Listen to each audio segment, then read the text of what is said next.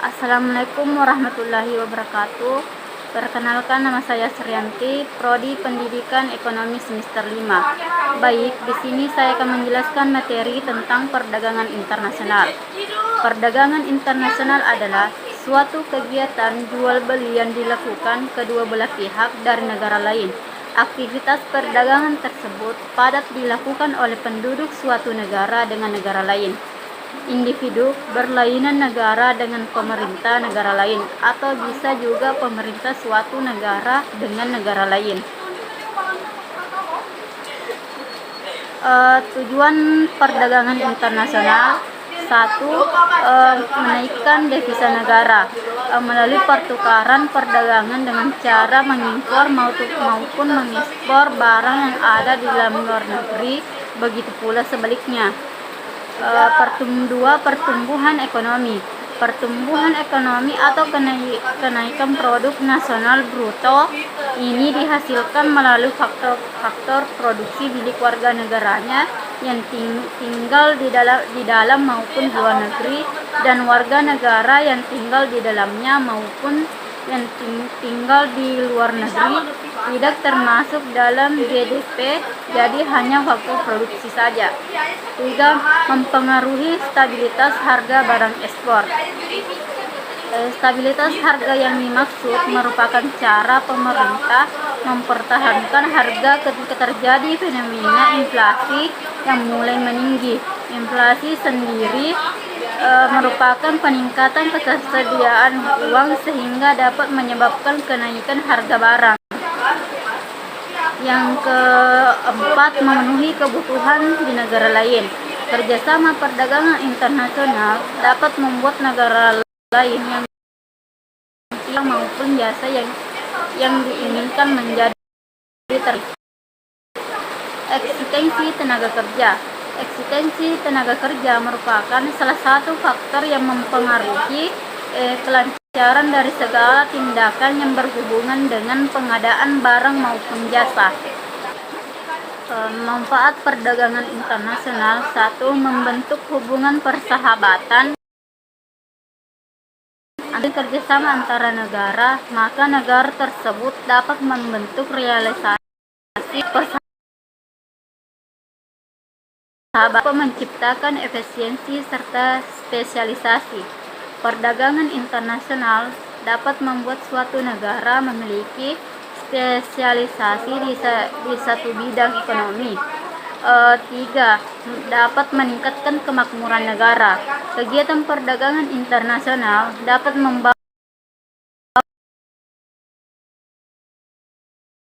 tersebut. 4. Dapat mengurangi pengangguran. Seperti yang dijelaskan sebelumnya, apabila produsen mendapatkan banyak pesanan dan pemerintahan konsumen, maka produsen perlu menambah tenaga kerja agar dapat melakukan pekerjaan dengan maksimal. 5. Dapat menstabilkan harga.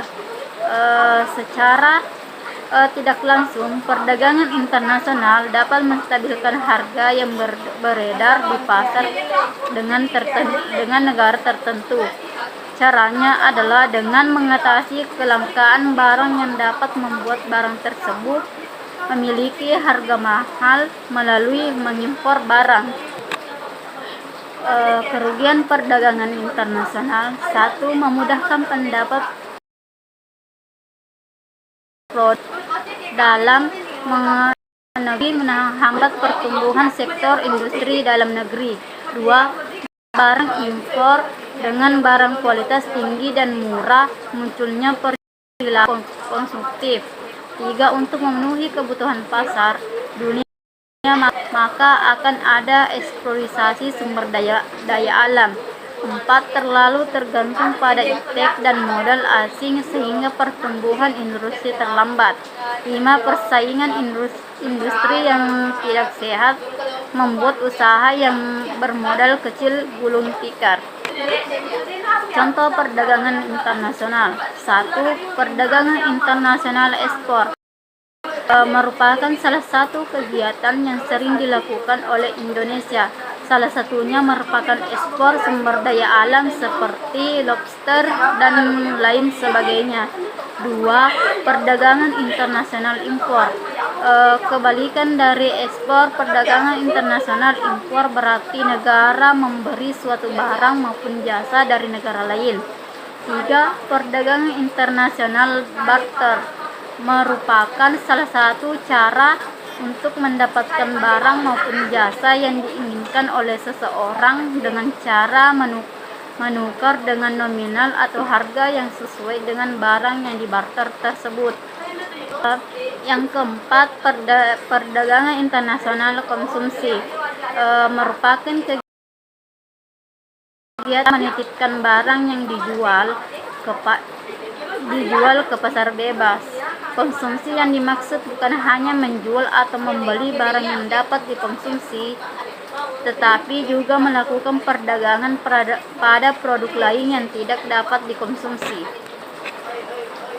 Kebijakan perdagangan internasional. 1. Tarif yang dikenal pada barang yang diimpor. 2. Subsidi ekspor merupakan pembayaran yang dibayar kepada perusahaan maupun perorangan yang akan menjual barang ke luar negeri. 3.